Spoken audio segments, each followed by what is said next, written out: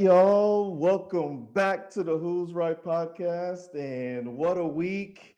Everything was doom and gloom last week, and this week's a new week, right? And so glad to see it, glad to hear it. But before we get started, I want to, just want to say I hope everyone had a great Easter.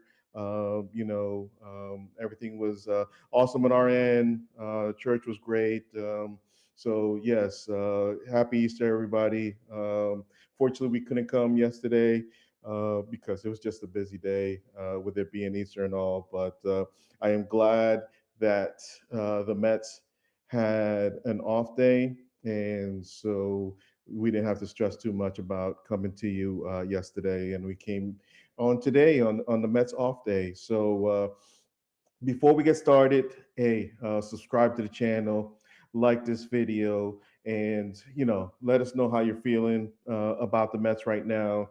Obviously, everything is coming up rosy right now, and but there is a little bit of a shadow. Not that much of a shadow, right? Obviously, because um, you know the Mets did have a winning road trip, and but we get the news about Soto. Another benefit of coming today versus yesterday, we get the official word that Soto is going on the injured list, and so and they're bringing up Ronnie Mauricio, which is a surprise to me, but it's okay.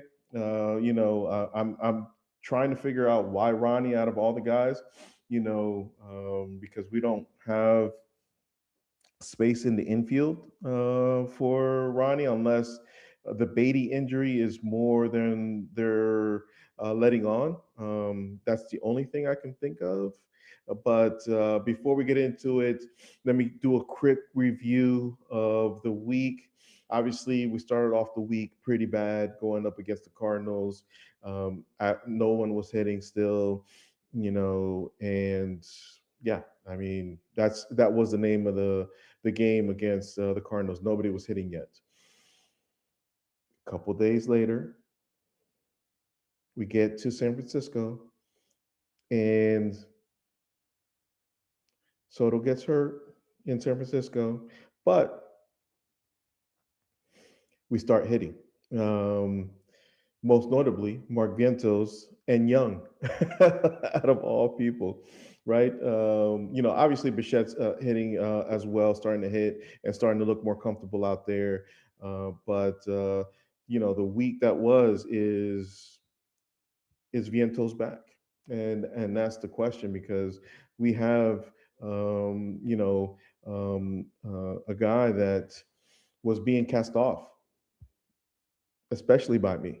I'm not going to sugarcoat things. I'm not going to sit here and say that I expected Mark Vientos to be doing what he's doing, but you know, it's uh, it's it's happening. And shout out to shot in the chat for to Fowl Johnson. Hey, how's it going? But you know it's it's um it's great to see. Obviously, you know beginning of the week started off with a kind of a inconsistent lineup, right? You kept seeing new people in the lineup. You kept seeing Beatty being taken out for a guy that we thought was a guy that was going to be consistently in the lineup, and all of a sudden we don't see him in the lineup a couple days in a row. And I don't know if that is the connection of him getting a little bit cooled off, but that inconsistent lineup and them losing, with the against the Cardinals was kind of frustrating. And it just, I don't know if it opened the door for Mark Vientos to play more, but um, I can't knock what Mark Vientos is doing. Mark Vientos is having himself a week.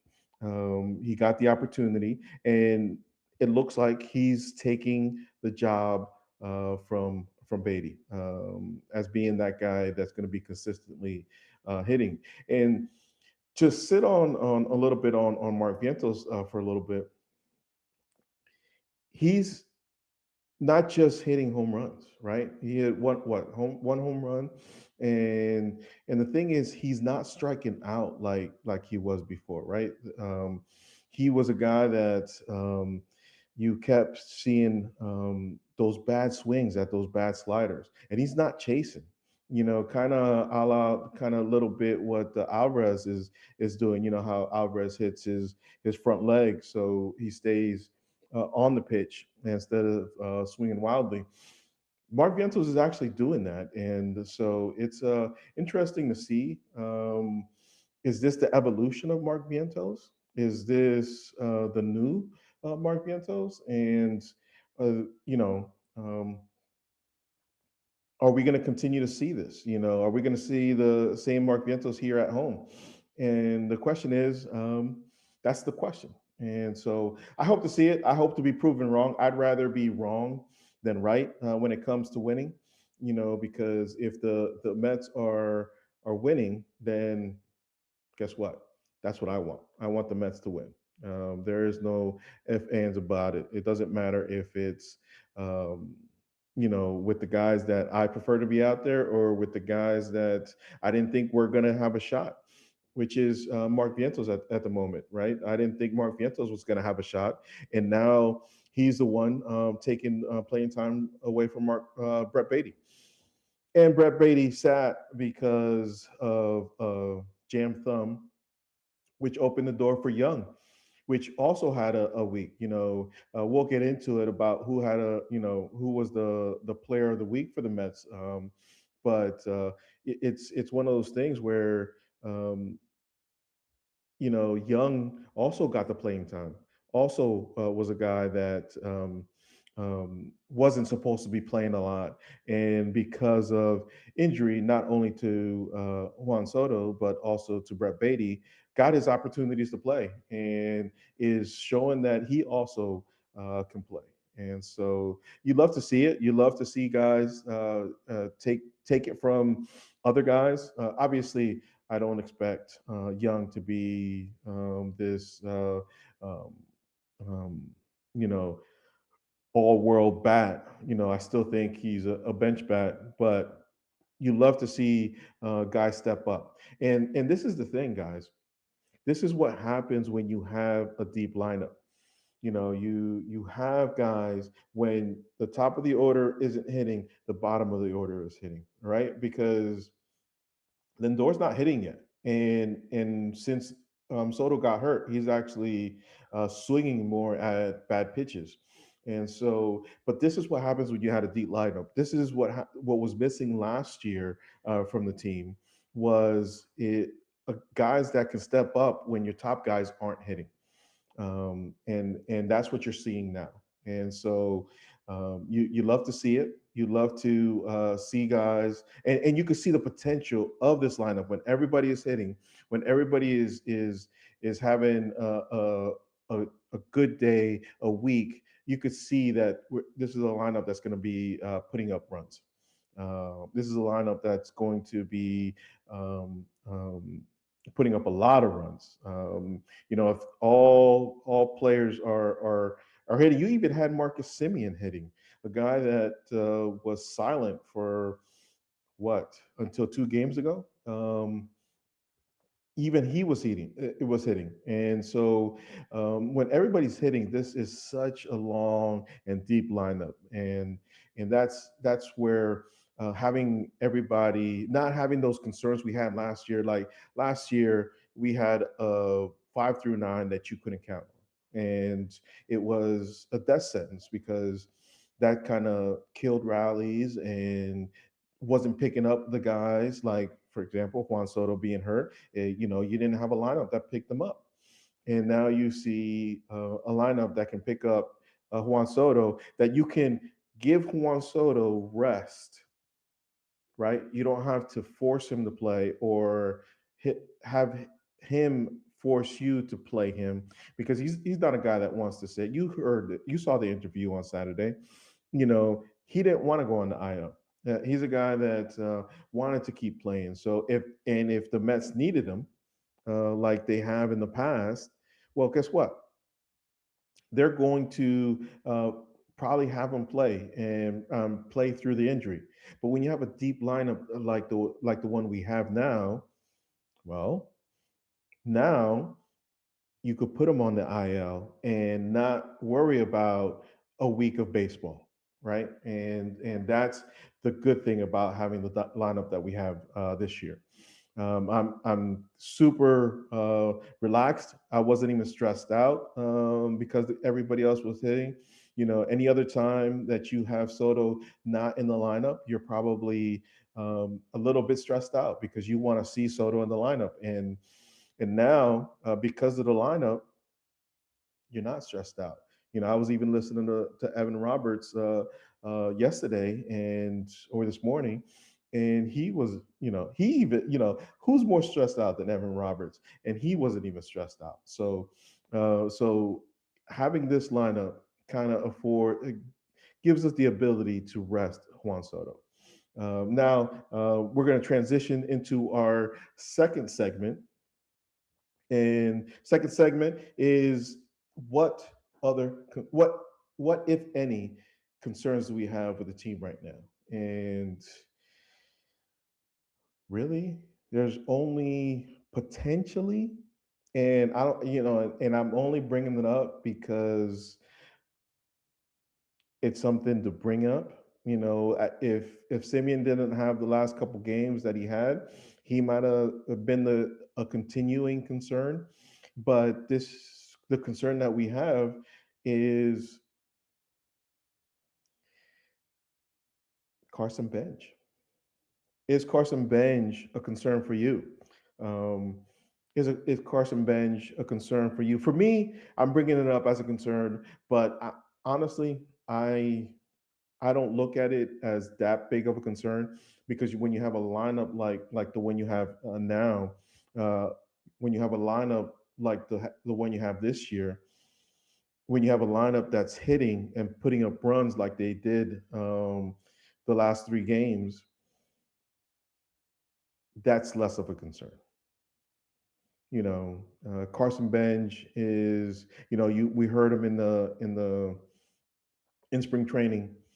We heard him say he doesn't like striking out. Well, guess what? He's doing a lot right now. He's striking out, and so um, he he's pressing. Right, he's not taking his walks. He's chasing. He's late on the fastball. Mendoza said it. He's jumping at the fastball. So it's an all around. Um, he's just having a hard time right now. Will he turn it around? I believe he will. I believe this is a guy that's going to turn it around. I'm not as concerned as other people might be. I'm not as concerned as, um, a lot of Met fans are out there already asking for him to be called down. They're already asking for him to go down to AAA, and the Mets can do that, but I still would like to let him ride it out. Like Mendoza said, he's a guy that you're in the big leagues now, and you got to adjust and you got to figure it out. And I hope they let him do that. I hope that this Ronnie Mauricio call up is not a sign of giving up on Carson Bench. I know Ronnie has started to hit left-handers, right? I think he had a home run the other day, batting right-handed, and so the question is, are you bringing him up too quickly? The question is, are you bringing him up um, um, before he gets into a real groove? And that's the real question. Because I'm excited to see Ronnie Mauricio. Um, but I'm not. I'm a little concerned about it as well because Ronnie's just gotten into the groove down in AAA. But before we continue, let me welcome in Victor into the program. Victor, how you doing? Yeah, I'm doing great, man. I'm sorry I'm a little late to the party. I'll give my thoughts at the end towards the series recap because I know you did that. Just to enter into this Carson Bench conversation, didn't I say it from the beginning? Didn't I say this in spring training? I think I get that point for who's right here in terms of was it a little bit too early for Carson Bench to be up here in the show? I know we all wanted him to succeed so bad, and I still want him to succeed. This is not me trying to shove my point or shove the win in your face, but I do recognize that he's still a young kid, and the way that Mendy is constructing the lineups right now, it doesn't seem like he's going to rely on him to get as much playing time as we thought he was going to get. You know, he's not going to be an everyday starter like we thought was he was going to be entering into the year. And whenever you give these kids a little bit of a break, don't let them get into a groove of things, then it kind of affects their overall status and their the way that they play throughout the regular season. And so my concern now is if you wait too long to send this kid down to the minor leagues, then what are you going to do? And now we're kind of in a pickle, in a situation where if we where we can't because Soto's hurt. You know, we have 2 or 3 weeks with no Soto, and that means that Benj is going to have to be a contributor to us because when he's not playing, it'll either be Jared Young or Brett Beatty in the outfield or even Tyrone Taylor. But we all know we don't want those guys playing every day. And so maybe this is the time to give Carson Bench more playing time so he can get into a groove of things. Because honestly, uh, playing yesterday kind of proved to me that he still is a major league hitter and he still has that capability. Um, he's not getting beat all the way. You know, he looked like he was still in control against Logan Webb yesterday, and I still believe that he still has that in him. But to me, it's either play him every day now that Soto's hurt, or send him down to the major league or to the minor leagues where he can get that playing time to situate himself and get into a rhythm and before you call him back up. Yeah, I'm not ready to give up on him yet, just yet. I'm willing to let him struggle and figure it out. I would give him till to the end of April and see what happens. My biggest concern, to be honest with you, is the call up of Ronnie Mauricio. Mauricio is like I was saying right before you came in here, just getting into that groove and I don't know where he's going to play. Um, Lindor doesn't sit. Simeon's not going to sit right now, and Bichette's not going to sit, and Mauricio doesn't play first. At least he hasn't played first. So where is he going to play? He hasn't played the outfield. And are you bringing him up to ride the bench? And if you're bringing him up to ride the bench, why bring him up? There is no reason to bring up there. You could have brought up NJ Melendez. You could have brought up even Morbido. You could have brought up, because he's an outfielder. And so I am a little confused on why they brought up Mauricio. Yeah, no, you're absolutely right. They shouldn't have brought him up. I don't agree with that move if he's not getting that playing time. I'm not sure what the logistics are with the eligibility, how he loses that with being called up this time. If he loses his option year because of it, um, I know this No, was this his this last would year be anyway, yeah, it's last but year anyway. So he can be called up. I think up to five times up and down. He can come up. yeah, and if this is the case where they called him up and we do end up needing him later in the year to be a little bit of a floater, then that's going to stink, especially with this being his last year, being able to be in the minor leagues. We want him to build a little bit more of a reputation, and he doesn't get to do that on the bench. The only explanation that I have is that he gets to play second base or third base with the way that Bichette has been playing defense lately. It wouldn't be a bad move to move him over to second base, bench Simeon, and have Mauricio or Beatty play that position. or even be a backup shortstop for these late replacements, because we obviously know that uh,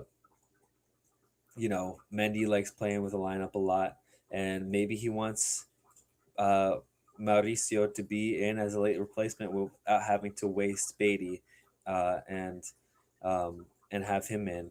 And so I'm not sure how he's going to use him, but my hope is that it is a Bo Bichette replacement late in the game, or even having him replace him and then benching Simeon for a few starts. Because, like you said, it does seem like wasted potential of him being up here and not being played.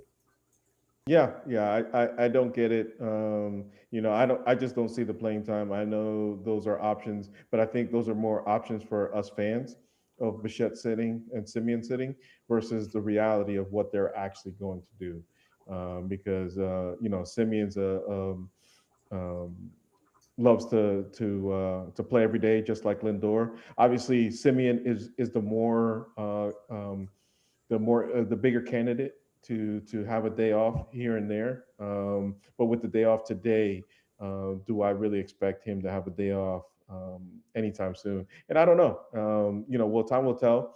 But let's move on to the next segment, and it's the Who's Right part of the segment. And just to recap, um, as hitters, Victor had Beatty, and I had Robert. So obviously, none of us got that one because the question is, who had the better week, Vientos or Young?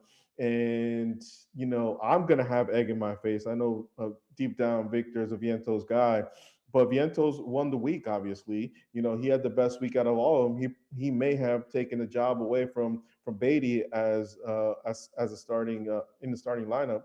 Uh, which I doubt, but it's possible because if he continues to hit the way he's hitting and not striking out, he's a guy that can continue to be a guy that continues to play and take that spot away from Beatty. But your player of the week is Vientos. Yeah, we all have egg in our face, right? There's only a few Vientos believers out there. We obviously weren't one of them, and he performed out of his shoes this week. He looked like the vintage Mark Vientos, even better than honestly, because he wasn't just focusing on the home run; he was hitting for average. Dude, that guy's got like a 400 on base, or sorry, a 400 something on base percentage right now, because he's been taking his walks right now at the same time, and so he's been playing out of his shoes. I know it's sort of a small sample size, but even so, not really, because he did it for a sustained week, and so let's hope that he stays hot. One thing that he's proved is that he deserves playing time, and Mendy's given it to him. We know that that doesn't mean taking away playing time for everybody else, but Mendy's going to find his way to squeeze him in the lineup, whether that's replacing Polanco, Beatty, or Young on any given day. Um, he's proven that he gets to be up in the starting lineup. Question is where now? Are you willing to now bump him up because because Soto is out? Does he get to bat 3 or 4 with how he's hitting right now? There's no way you can take him out. I know we talked about that last week and how taking guys out when they're hot is death sentence, and we kind of saw that throughout this week where guys went hot and cold. Works for some guys, doesn't work for others. But one thing's for sure, definitely Mark Vientos is the hitter of the week.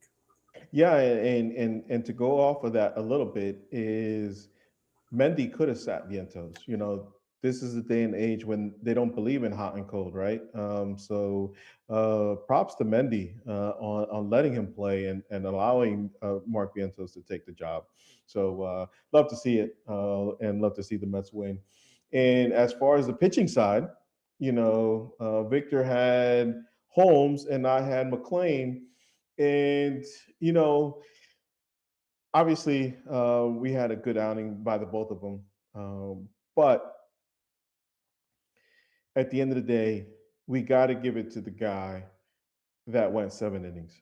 right? There's nothing that we can take away for it, and unfortunately, um, that means that Victor took the week on a 1-0 count, and Clay Holmes had to be the pitcher of the week, right? He's continuing to prove that he's a guy that can be relied on and can give you innings, and a guy that basically set up Sunday's start for Senga to have the bullpen rested up and ready to go against the Giants. And basically, that's what happens when a starting pitcher gives you innings. It sets you up for when you actually need the bullpen, not out of necessity, but out of strategy. And so this week's pitcher of the week is Clay Holmes. Absolutely. And, he did have that start at the beginning of the week where it wasn't great. It was an average start, but that's how everyone else kind of pitched this week. And then he cemented his pitcher of the week this past week. Um, it was interesting to see both Senga and McLean starts because McLean had a perfect uh, game going into the fifth inning, and then eventually just lost it. And he said after the game that that's him not feeling well. And then Alvy was like, you know, or there were multiple comments just like, if that was him not feeling well, then I want to see him doing having McLean stuff. And so I'm excited to see his next start because I do think he's going to bring it. Same with Senga. Senga had a great start going into because he started twice, but this past one, going one hit into hit the fifth inning there as well, and then just eventually losing it. One thing for both of them is they both look nasty. They both look like they have some good stuff. They're able to locate it, put it in the zone, and get some swing and miss. I mean, you saw Rafi Devers' face after striking out a few times in this series. Our pitching is something to be reckoned with when they're on, and having these long guys like Clay Holmes, so that these nasty guys can pitch without having any kind of anxiety of who's or of, about going long is a good thing to have. So we have a couple of those guys in the rotation, and they definitely help our other guys get along. When one guy performs and carries the or goes long, then it carries on to the next day, and just helps us out in the long run. We saw that breakdown last year, and hopefully that sustains this year. Absolutely, absolutely. So love to see it. Love to see the pitching. Obviously, the pitching hasn't been a problem this year so far. It was the hitting at the beginning of the season. Hopefully, you saw more Bichette type of bats against San Francisco. Obviously, that's a good ballpark for him, but he was hitting the ball better. Even Simeon was doing a little bit better. So love to see that. But let's continue. Our next segment is previewing the next week's or this week's games. This week we have Arizona and the Athletics coming into town.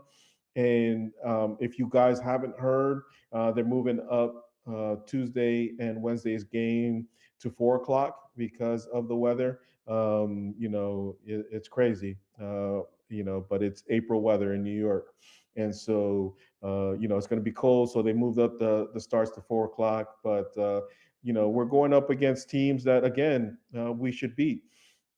The only difference I have, I'm not gonna. There's not a lot for me to say. Obviously, we're gonna see Cattell Marte, a guy that we thought we were gonna trade for this offseason.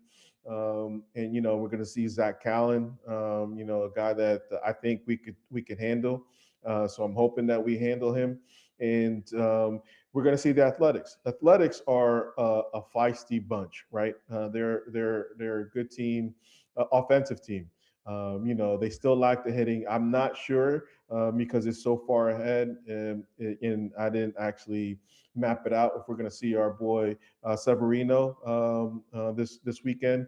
But this team can hit. So for me, the biggest thing is, can our pitching hold up against the Athletics offense? The good thing is that we're seeing them in New York instead of in Sacramento, where the ball flies, and so that's kind of the series I'm actually eyeing, keeping my eye out for. Or looking forward to is a better put is the Athletics this weekend, out of the two series. And you're not going to mention that we're going to get to see our guy Jeff McNeil in that series. So that's going to be a fun reunion. I wonder that my interest is in if he's going to get a standing O when he gets to the plate, because even though it was a sour taste in our mouth when he left, as in terms of, not that we didn't want to see him go, but we're kind of pushing him out the door.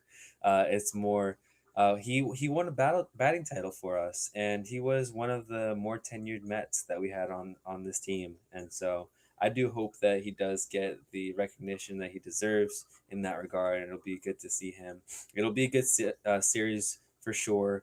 We won't get to see Severino in that series because he's slated to pitch on Wednesday for the Athletics, and so just before they get into town, we won't get to see that ace, but we'll get to see some of the other guys.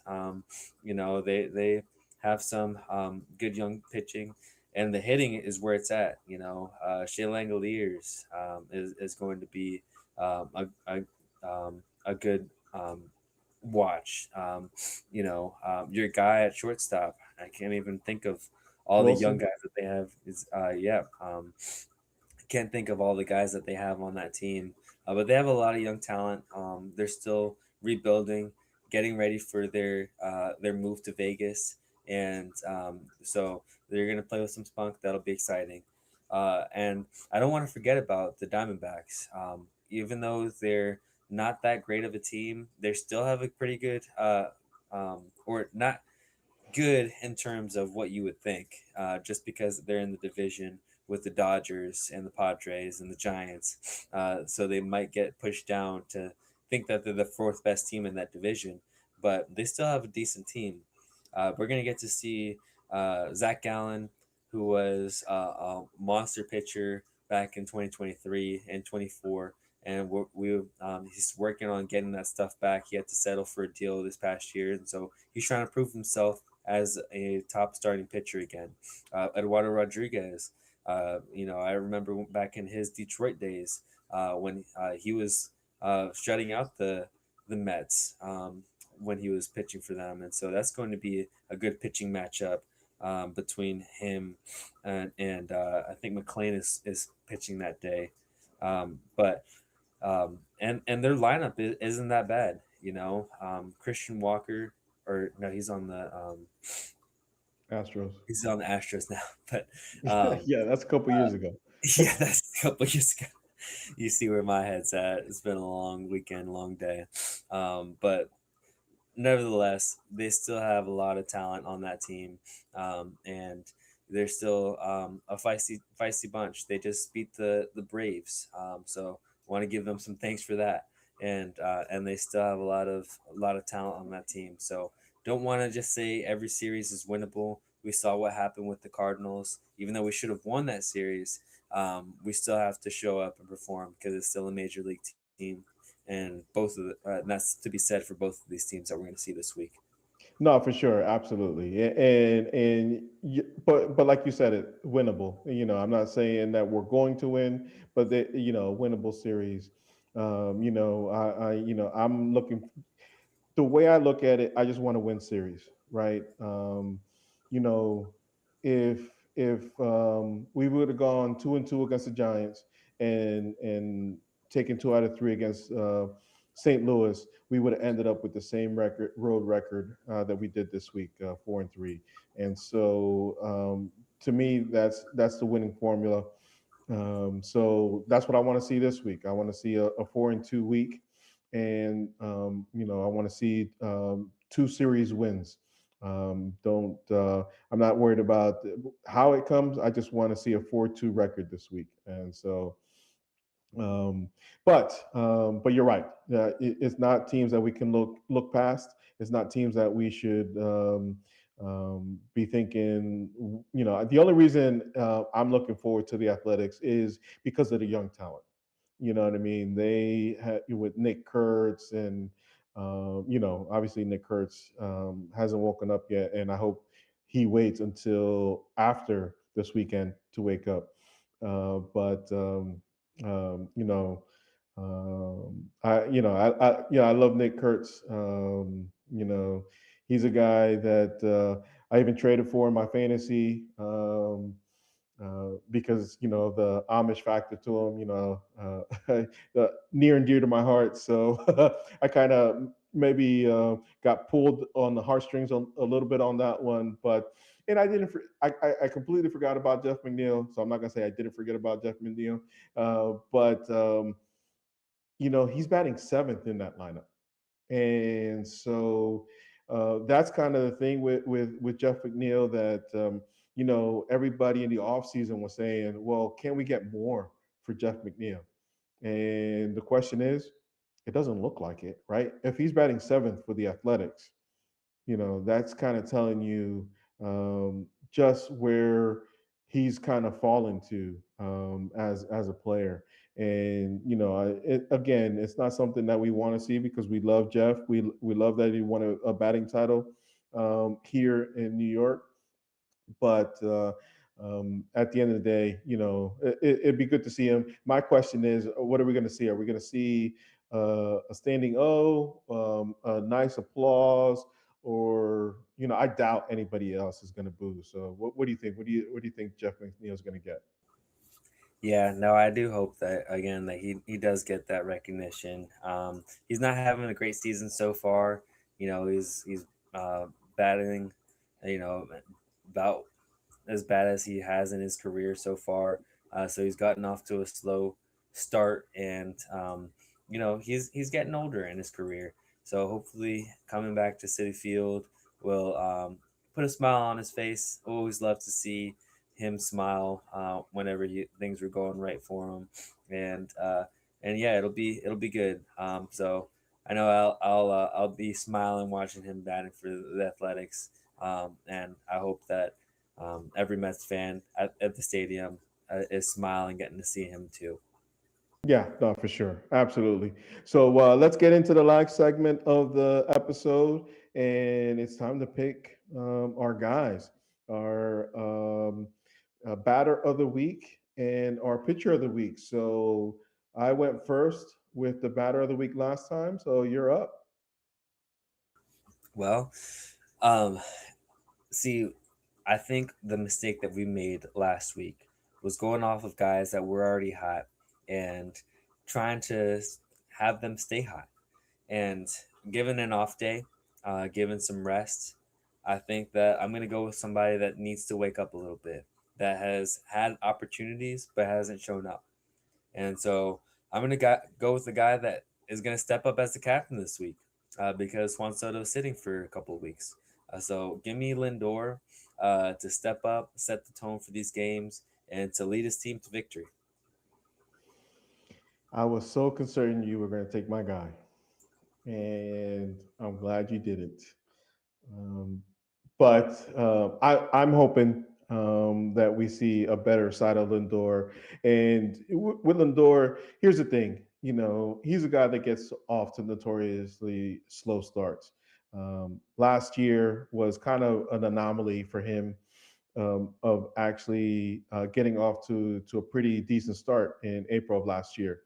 But Lindor is a guy that I don't expect to see a lot of until May hits, until it starts to get warmer out. I don't think he likes the cold. You know, I think that's all it is. I don't think he likes the cold. You know, and so I like that pick. I hope it happens because you know, obviously, we want Lindor to do well, but I just don't see it because I still think he last year was an anomaly for him. He starts off slow. That's his game. But I hope this changes. I hope you're right. And so, but the guy that I'm going to pick is a guy that started hitting the bat well, and I think he's going to continue to hit the bat well. And now that that Soto's out for 2 to 3 weeks, Bo, Bo, Bo knows, and Bo is going to hit. Bo Bichette is going to have an awesome, awesome week this week. You just want him to succeed so bad. And you know what? I hope that you're right too. I hope that eventually he does break out into a swing, gets that he continues to climb up that average. Didn't have a great game on Sunday, and so he was hot in that Giants to begin the Giants series, and then cooled off in that last game. But hopefully, he gets back into a groove of things and is able to um, continue to build his reputation up. Because I think both you and I can agree we don't want to see him here next year making that much money, and so I hope that he is able to build up and get us some wins here because we're both not going to cheer against these guys that we pick. So I hope that they both perform well. Absolutely, absolutely. That's the name of the game, right? We don't care how we get the wins. Like, I'll give you the year series. I'm keeping tally. I'll give you the whole year. You could win the whole year as long as the Mets keep winning. So I'm all about it. And so now, pitcher of the week. You went first last time, so I'll go first this time. And I'm gonna keep it short and sweet. I'm not gonna take a lot of time. Um, I'm gonna go with Peralta. I think Peralta is gonna be. You saw it in his last start. He kind of showed the number one starter that he is, and I think he's everybody's being talked about more than him. Holmes is being talked about. McLean's being talked about, Senga's being talked about, even Manaya's being talked about as doing a good job. And yes, he did get his flowers. Peralta did get his flowers, but not like the other guys, not like McLean and Holmes, right? Not like Senga. So I think Peralta's going to have, with his competitiveness, I think he's going to have an awesome week. Yeah, no, I mean, he looked really good this past start too, and I do hope that he continues to climb because he looks so good, man. He's able to locate, and you know what, he out of everybody that we have is able to have the best command, and he really looks like he's in control out there when he's pitching, and so I love to see Peralta pitch, and let's hope that he gets another good start. I'm gonna go unconventional here in terms of the victor's pick because I've talked bad about him before, and I want to dish out an apology and say that I think that you know, I am starting to have more faith in each and every appearance that he gets warm. And so, Nolan McLean, I do believe that you are going to be the pitcher of the week this week. I think that you're going to build off of that outing that you had this past week. Going 5 innings was not good enough for you. I think you're going to go 7 this time because you were disappointed. You're not going to get the perfect outing like you did this past time. You're going to give up some hits, but let's get those walks down. Let's get those high counts down because pitching 3-2 counts every time, getting into full counts every time with every batter is not sustainable for you. And I know you do. I know you're going to do better this time. And so I'm excited to see him pitch. Yeah, no, can't go wrong. Guy I picked last week, and like you said, was pretty nasty except for all the walks, and so or the 3-2 counts more. So um, you threw me off because I honestly thought that you were going to pick Peterson. The way you started that, I thought you were going to pick Peterson, and so you threw me off completely. And so, but yeah, Nolan McLean's a pretty good pick. Guys, what do you think? Who's going to be the pitcher of the week. Who do you think is going to be the hit of the week? How are you feeling? Are your concerns the same as ours? Give me, if they're not, give us your concerns. So before we get out of here, subscribe to the channel, like this video, share it with your friends, let them know what's going on. And Victor, any last words? Yeah, I'm just gonna give my quick recap of this series because obviously it was exciting. Didn't get to do that at the beginning, so build off that momentum that you all had. When Mendy was pulling off these lineups that I was questioning each time, they found a way to win in this past Giant series. So let's hope that this team chemistry continues to build. That they are able to hit in tandem. Shout out to Luis Terrens for always coming through in every pinch hit situation, and we need more of that. It's dawned on me that Francisco Alvarez has never had a pinch hit before, and so even in these starts that Luis Terrens is starting, because it looks like it's more like a 60-40 situation now that he's getting this playing time. If Alvi gets an opportunity to pinch hit, you got to step up here, and that's it for everybody. And so, we don't have our superstar for these next couple of weeks, so this is an all hands on deck situation, and so let's do it. I'm excited for baseball this week. Like you said, it's winnable baseball. So let's go Mets. Let's go Mets.